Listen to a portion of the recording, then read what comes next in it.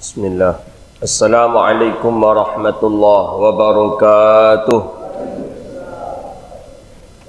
Salawat dan salam kepada Nabi yang agung, Nabi yang mulia, Sayyidina Rasulullah Muhammadun sallallahu alaihi wasallam. Allahumma salli wa sallim ala nabiyyina Muhammadin wa ala alihi wa sahbihi ajma'in. Salawatu Rabbi wa salamuhu alaika ya Sayyidi ya Rasulullah. Bapak Ibu hadirin yang dirahmati Allah Subhanahu wa taala. Lanjutan kajian kita kitab Irsyadul Ibad ila Sabilir Rasyad lil Imam Az-Zainuddin Al-Malibari rahimahullah, faslun fil manni bis sadaqah, tentang menyebut-nyebut daripada sedekah. Ini kajian kita pada hari ini. Sudah kita lewati beberapa buah hadis Rasulullah sallallahu alaihi wasallam. Manni bis sadaqah. Qala, hadis sudah lewat daripada muhimmat. Hadis yang terakhir kemarin, hadis daripada Imam Ibnu Majah an Aisyah radhiyallahu taala an. Hadis daripada Sayyidah Aisyah, kata Nabi sallallahu alaihi wasallam, kata Sayyidah Aisyah, ma syai'il ladzi la yahillu man'ahu, apa yang tak boleh untuk kita kikirkan. Itu kemarin tiga, itu hadis yang terakhir kemarin. Apa yang tak boleh kita hidup kikir, yang tak boleh kita kikir, tak kita beri kepada orang. Apa itu? Tiga kata Nabi kemarin. Al-ma'u, air, wal milhu, garam, wan naru, api. Itu tak boleh kikir. Jadi berapa pun ada di kita, tetap bagi ke orang, walaupun kecil, tetap bagi ke orang. Al-ma'u, air, wal milhu, garam, wan naru, api. Walaupun itu untuk binatang ternak, yang penting itu untuk lil hayah. Hayah itu untuk kehidupan, maka tak boleh kita untuk kikir. Jadi tetap beri walaupun sedikit adanya pada diri kita. Itu hadis yang terakhir kemarin itu yang kita baca. Hadis itu sahih di dalam sahih Imam Al-Bukhari rahimahullahu ta'ala. Imam As-Suyuti mengatakan dalam Dalailul Masnu'at fi Hadisil Mawdu'ain. Imam Ibn Asakir juga menjelaskan. Hadis berikutnya, waqala akhraja Abu Dawud wal Hakim. Hadis Abi Dawud dan Hakim. Hadis sahih daripada Sauban radhiyallahu ta'ala anhu qala may yatakaffala li alla yas'alan nasi syai'a atakaffala lahu bil jannah. Kata Nabi, siapa yang yatakaffal, yatakaffal ini menanggung, si kafil yang menanggung akan aku, alla yas'alan nas, supaya dia tidak meminta-minta kepada manusia, atakaffalu lahu bil jannah, maka aku menjaminnya untuk surga. Jadi ada orang fakir, kerjanya selalu minta-minta. Datang ke rumah si fulan minta beras, datang ke rumah si fulan minta air, datang ke rumah si fulan, datang ke rumah si fulan minta bawang, datang ke rumah si fulan minta garam, datang ke rumah si fulan minta minyak, datang ke rumah si fulan minta lado. Waktu lado murah dulu, lado mahal, si fulan tu tak yang beli lado lagi. Jadi datang kita, kata kita, jangan aku minta-minta ke orang lain. Berapa engkau kebutuhan engkau dalam satu bulan? Kebutuhan kami untuk makan kami saja ada sekitar 1.500.000 Pak Ustaz. 1.500.000 saja. Saya kasih kau duit 1.500.000, tapi kau tak boleh lagi minta-minta ke orang lain. Ya, okey. Apa kata Nabi? Atakaffala lahu bil jannah. Maka aku yang menjaminnya surga.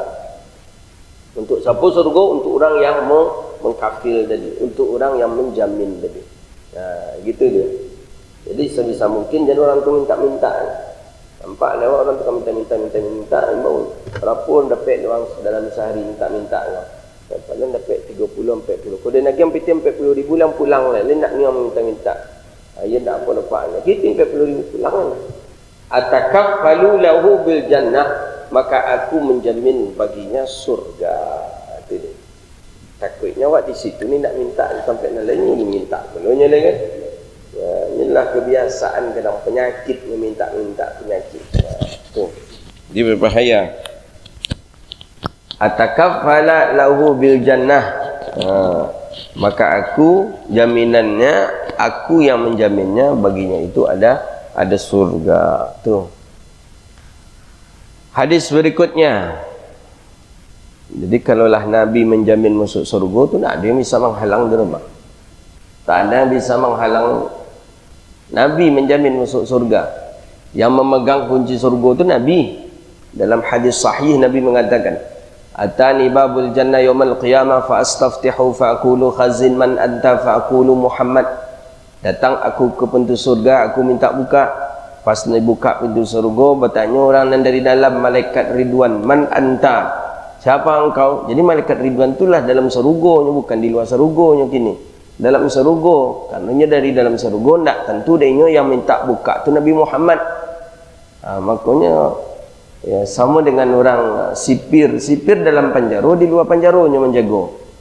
Dalam penjara, kalau malaikat Ridwan gitu je, malaikat Ridwan lah di dalam surga. Fa astaftihu, Nabi minta buka. Buka, kata Rasulullah. Assalamualaikum, buka, kata baginda Nabi. Kata malaikat Ridwan, man anta? Siapa engkau? Kata malaikat Ridwan. Fa aqulu Muhammad. Aku sebut aku ni Muhammad, kata Nabi. Faftatahal bab. Dibuka pintu selebar-lebarnya. Dibuka seluas-luasnya. Nah, itulah yang pertama masuk surga tu, itunya Nabi Muhammad sallallahu alaihi wasallam. Maka Nabi, kalaulah Nabi yang menjamin surga untuk kita, berarti kita memang masuk ke dalam surga. Maka berapa hendaknya senangnya 10 orang sahabat Nabi yang dijamin masuk surga. Abu Bakar fil jannah, Umar fil jannah, Ali fil jannah, Uthman fil jannah, Ubadah bin Samit fil jannah, Ubaidah bin Jarrah fil jannah, Zaid ibn Said fil jannah, Sa'id ibn Musayyib. Disebutkan oleh Nabi fil jannah, fil jannah, fil jannah, fil jannah. Berapa senangnya hatinya para sahabat Nabi SAW. Nabi yang menyebutnya fil jannah.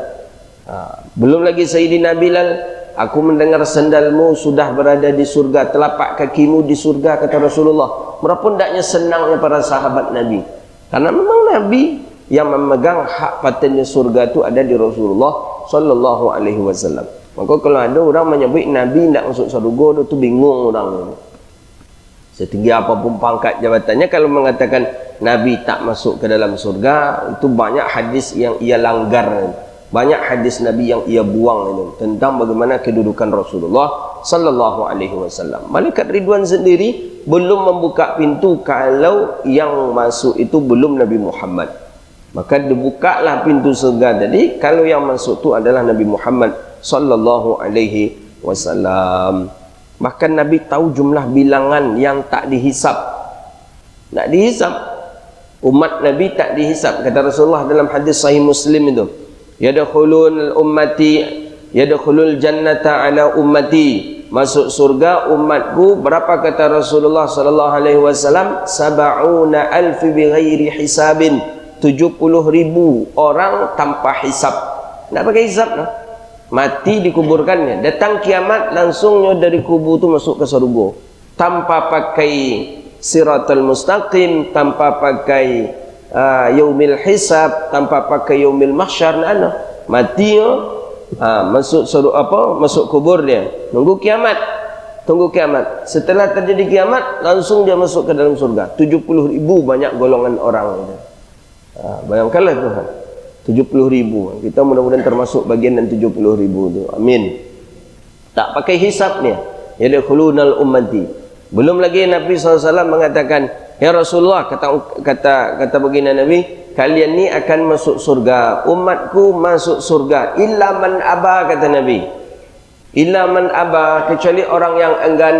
Siapa orang yang enggan? Man ata'ani dakhal jannah wa man asani faqad aba. Jadi kita ni dijamin masuk surga.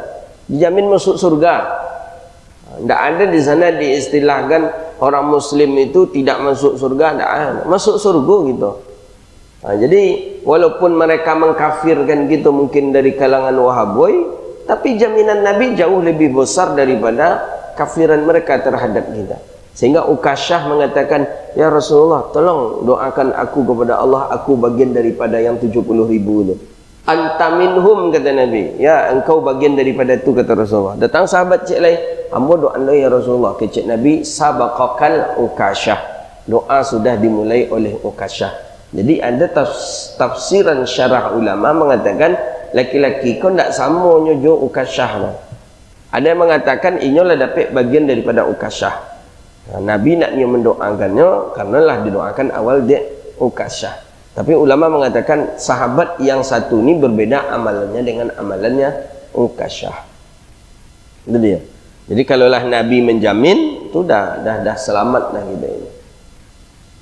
Hadis berikutnya wahuma wa Ahmad, man asabathu faqatun fa anzalaha bin nasi lam tasudda faqatuhu wa in anzalahallahu billahi ansyaqqallahu lahu bil ghina imma bimautin ajilin au ghina ajil.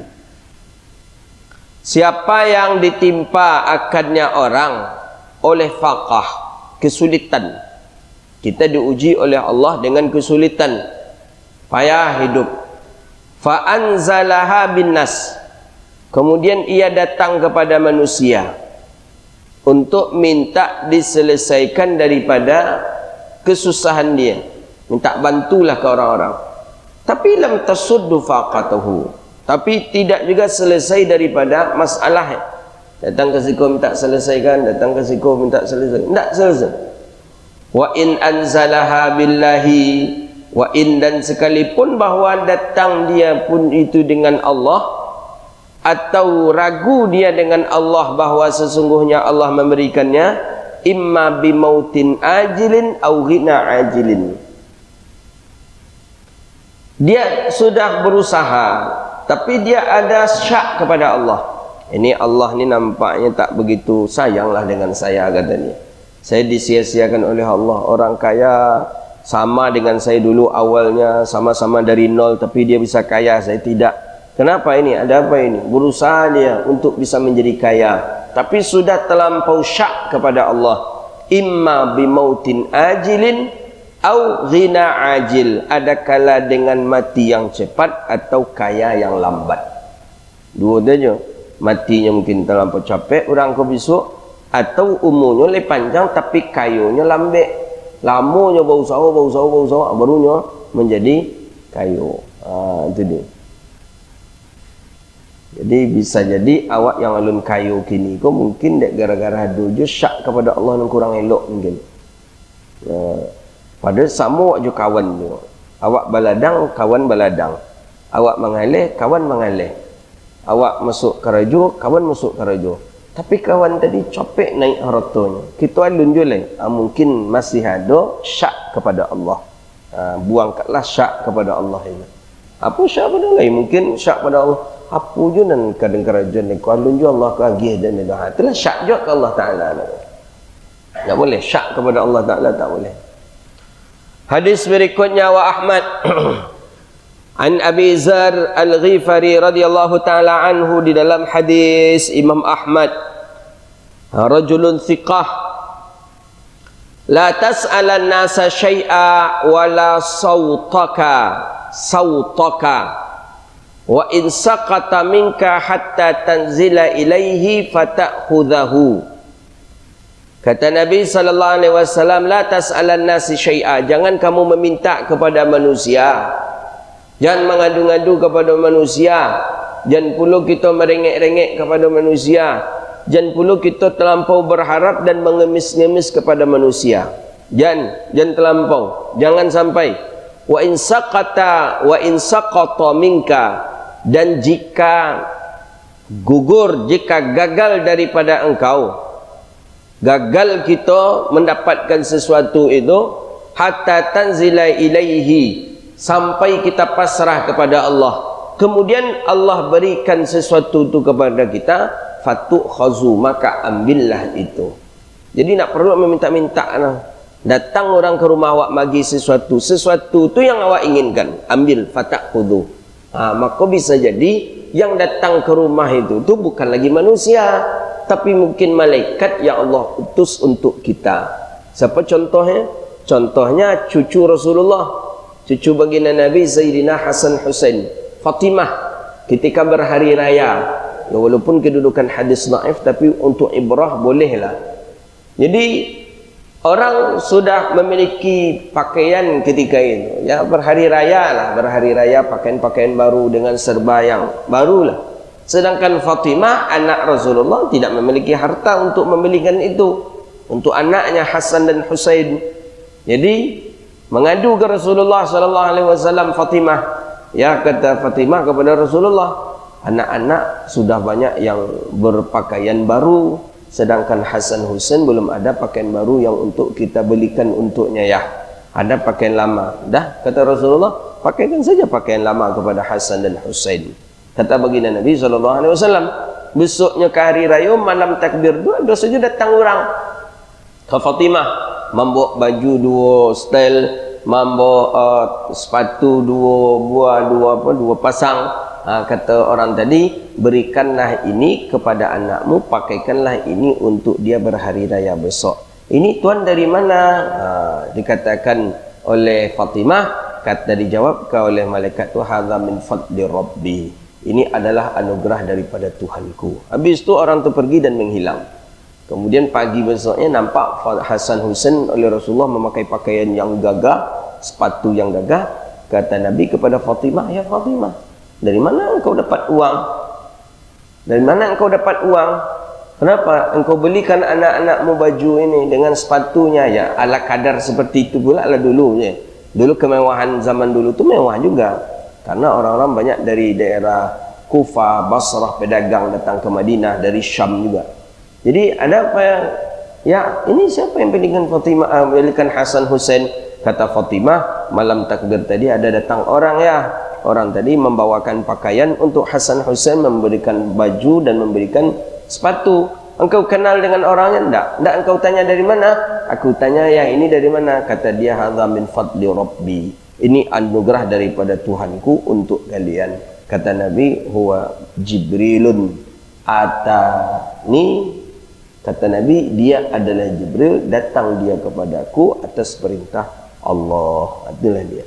Jadi bisa awak menahan, tak meminta-minta, insya-Allah. Nah, ada datang Allah utus kepada kita ketika ada hajat dan kebutuhan kita. Kadang ya Pak, awak butuh betul awak, tiba aja orang tu. Lin ko kecil orang kau. Awak itu memang itu butuh, cuma nak kita minta kepada orang. Ada yang seperti itu. Tiket pesawat macam itu je dulu. Jadi tiket pesawat penuh. Jadi kita dapat yang tanggal 20. Kita mestinya wajib pulang tanggal 6. Waktu kuliah dulu mesti pulang tanggal 6. Cari tak ada lah penuh tiket yang tanggal 6. Adanya tiket tanggal 20, ambil lah tanggal 20. Jadi tanggal 6 ni ya tak bisa lagi. Jadi pulanglah dengan apa, pulang dari beli tiket tadi, jatuh bis. Sobok je kawan dari Indonesia. Aku mana? Kamu besok nak pulang ke Indonesia tanggal berapa? Tanggal 6. Wah, mantap lah ya tanggal 6. Saya menginginkan tanggal 6 cuma dapat tanggal 20. Tanggal 20 ya. Rupanya ini ingin pulang tanggal 20. Tanggal 6 tu terlampau capek dia. Berbagi tukar. Gitu dia. Itu min fadli rabbi namanya. Nak kita sangka-sangka itu kadang. Jadi tidak semestinya dan tidak seluruhnya hajat kita laporkan kepada manusia. Tidak. Kadang Allah lebih mengetahui daripada hajat kita. Wal Baihaqi, liyastaghni ahadukum 'anil nasi biqadibis siwaq. Kata Nabi sallallahu alaihi wasallam dalam hadis Imam Al-Baihaqi, la yastaghni ahadukum 'anil nas. Perkaya salah seorang kamu daripada manusia. Maksud perkaya ini jangan sampai berhajat awak kepada manusia, jangan sodonya awak berhajat kepada manusia. Walaupun itu sekecil biqadhi bisiwak, walaupun itu sekadar tempat untuk menyimpan siwak, membersihkan siwak, sampai menyimpan siwak, sampai menggunting siwak tu, walaupun itu awak yang punyanya lah, jadilah. Jadi dalam arti kata, jangan seluruhnya kita berhajat ke orang. Ikut apapun berhajat ke orang. Nak menyapu rumah, pinjam sapu orang. Nak membakar saruk, minta api ke orang. Nak mengguntiang bunga, pinjam guntiang orang. Nak membersihkan parit, pinjam cangku orang. Nak merondop rumput pekarangan rumah, pinjam orang.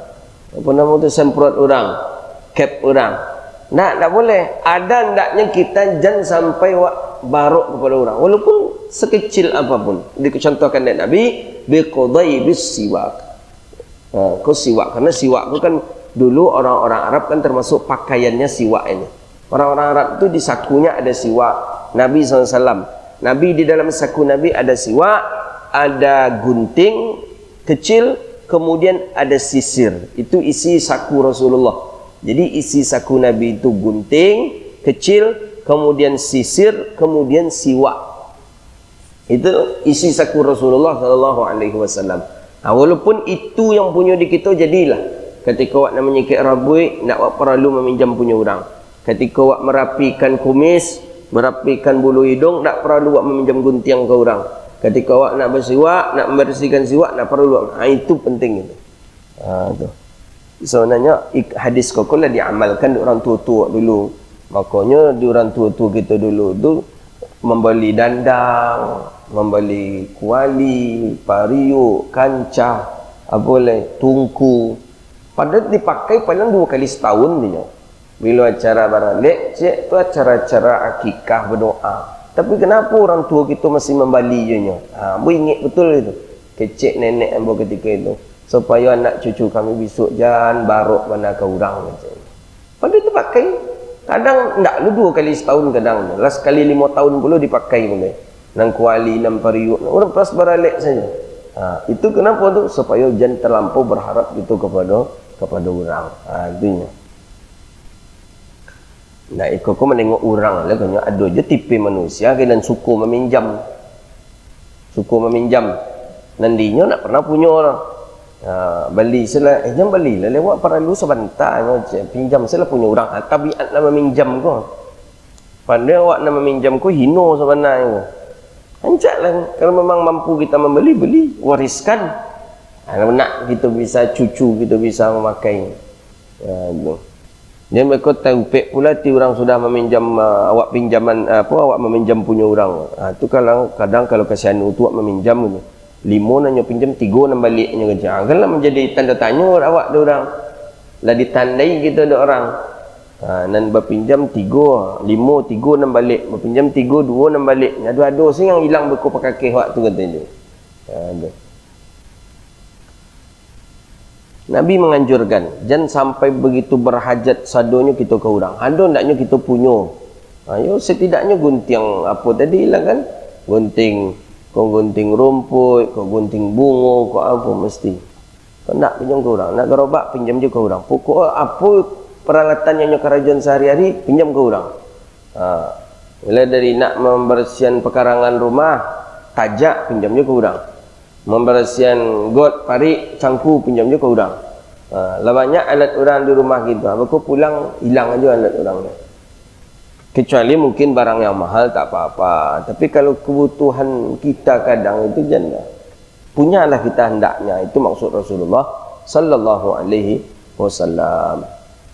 Jadi Nabi nak tipe-tipe orang meminjam-minjam tu Rasulullah. Tipe gitu mesti harus ada. Kalau kita mampu, begitu.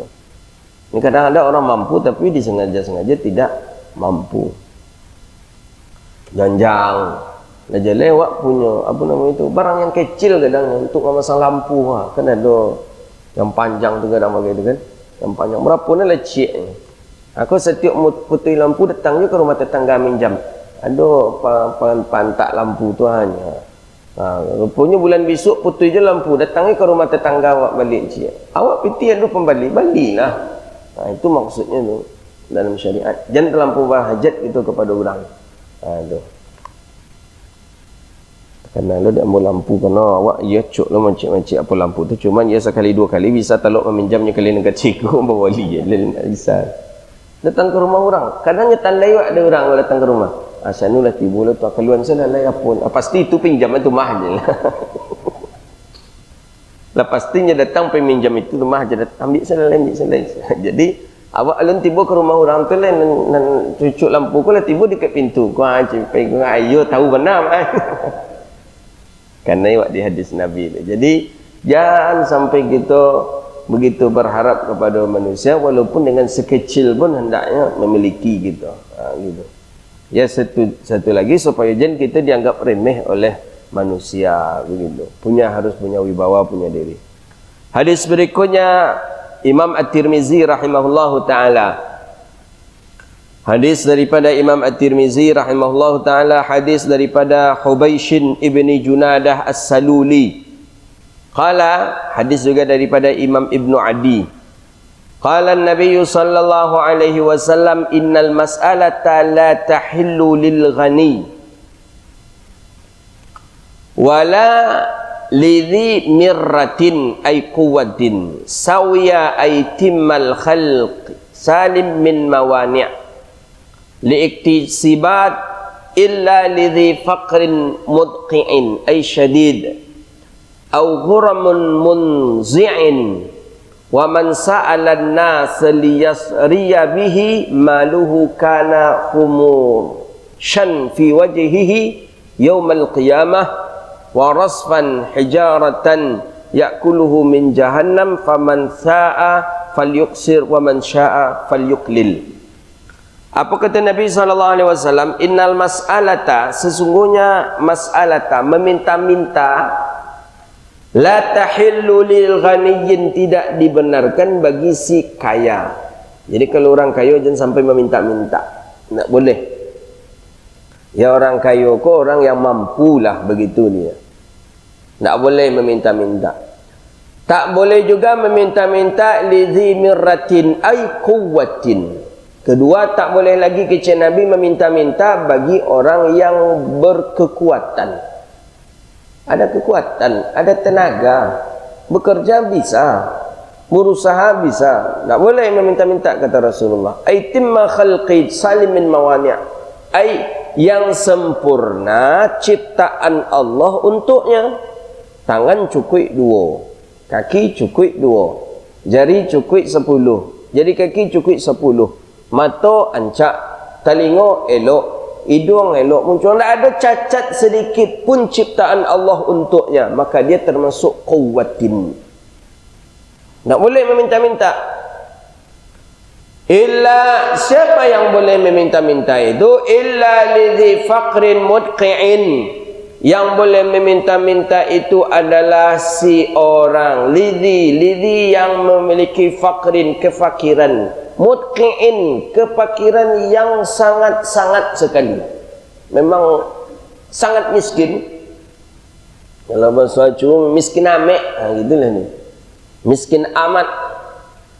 Ghuramun munzi'in, atau ghuramun munzi'in, atau daripada yang memiliki denda yang banyak, maksudnya beban kehidupan yang banyak beban kehidupannya.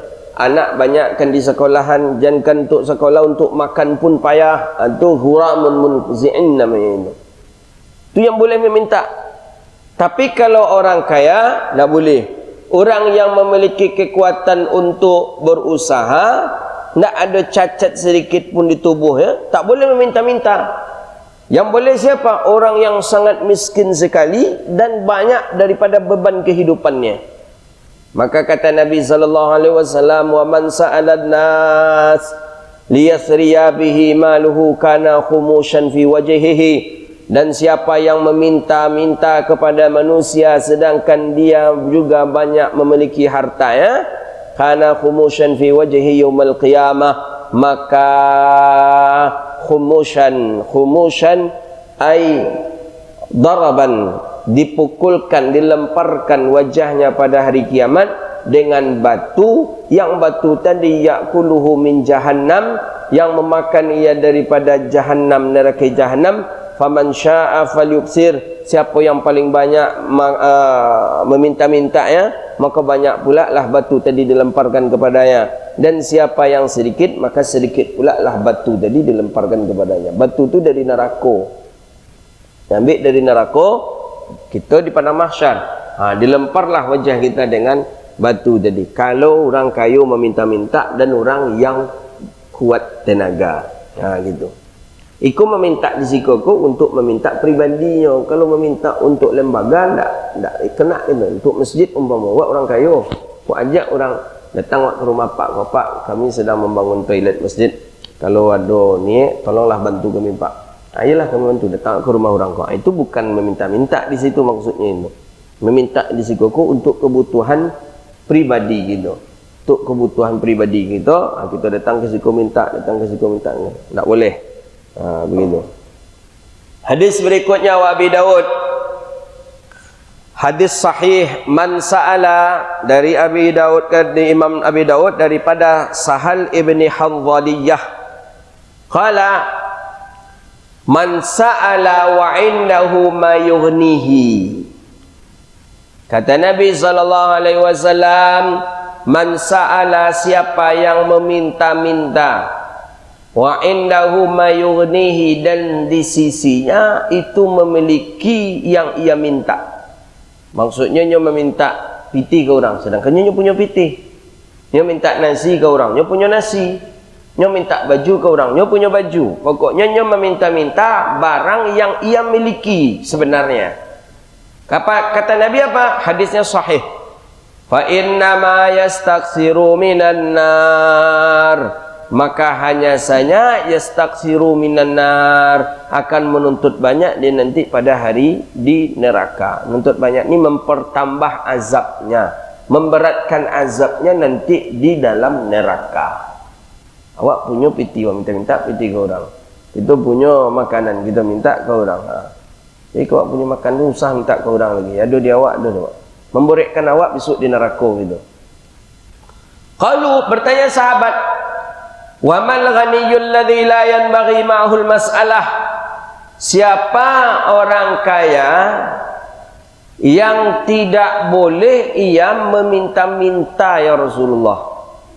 Orang kaya yang tidak boleh meminta-minta itu seperti apa ukurannya? Apa koinyo kaya punya kebun sawit sekian hektar, punya tambak ikan sekian buah, punya kandang ayam, atau menjawab ya Rasulullah, orang yang dianggap kaya yang tak boleh meminta-minta? Dijawab dari Rasulullah sallallahu alaihi wasallam, qadara ma yughaddihi wa ya'ishih. Kau orang kaya kau. Ma qaddara ma yughnih, ukuran kesanggupannya untuk sarapan dan ma'isyah. Ya'ishih, makan malam. Tu orang kaya tu. Bisanya makan sarapan pagi je, bisanya sarapan bisanya makan malam. Tu orang kaya tu kecil Rasulullah.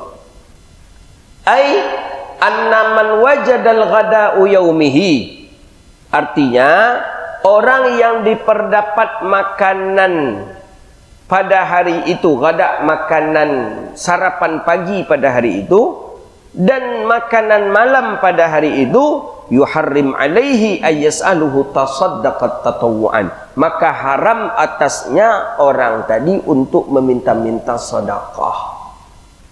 Jadi ukuran kayu menurut yang tak boleh minta sedekah tu, bisanya makan pagi, bisanya sarapan, bisa pulanya makan malam. Berarti orang tu lah orang kayu tu, nak bolehnya meminta-minta. Kan? Kalau awak kaji hadis ko, banyak nak boleh orang meminta-minta. Sarapan berapa lah sarapan? Berapa pula untuk makan malam? Itu ukurannya kata Rasulullah. Yang disebut orang kaya yang tidak boleh meminta-minta itu qaddara ma yaghdi wa ya'ishih, ukuran sarapan dengan makan malam. Kalau dia memperoleh, ada mendapatkan sarapan, kemudian ada pula untuk makan malamnya, maka haram bagi orang itu meminta-minta sedekah tatawwu. Tak boleh minta sedekah waktu orang. Itu dia. Itu sedekah sunat. Bagaimana kalau zakat? Boleh tak?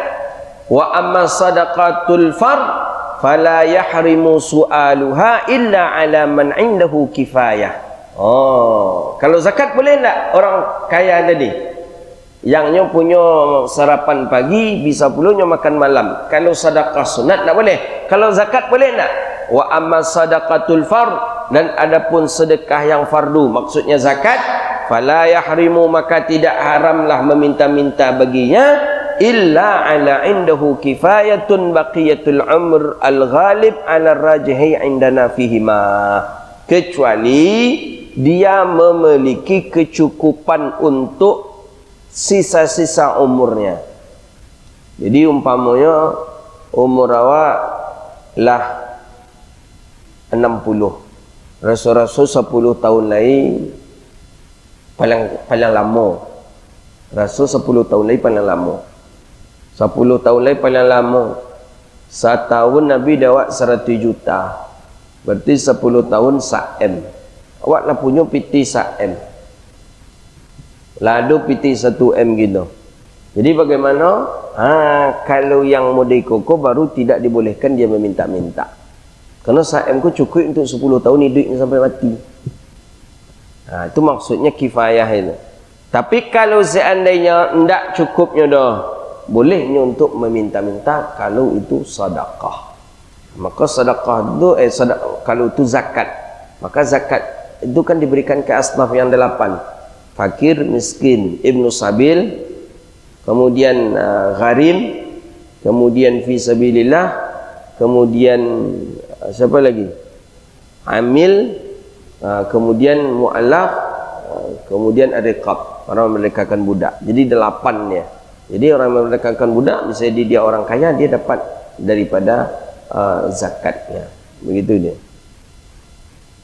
Jadi yang disebut dengan orang yang haram meminta-minta itu adalah yang bisa dia untuk sarapan pagi, kemudian bisa pula dia untuk makan malam. Ini termasuklah orang yang disebut dengan orang yang diharamkan untuk meminta-minta. Qala ba'duhum innama yuharrimu su'alu sadaqah ala man wajada al-ghada wal asya' ala daimil awqat.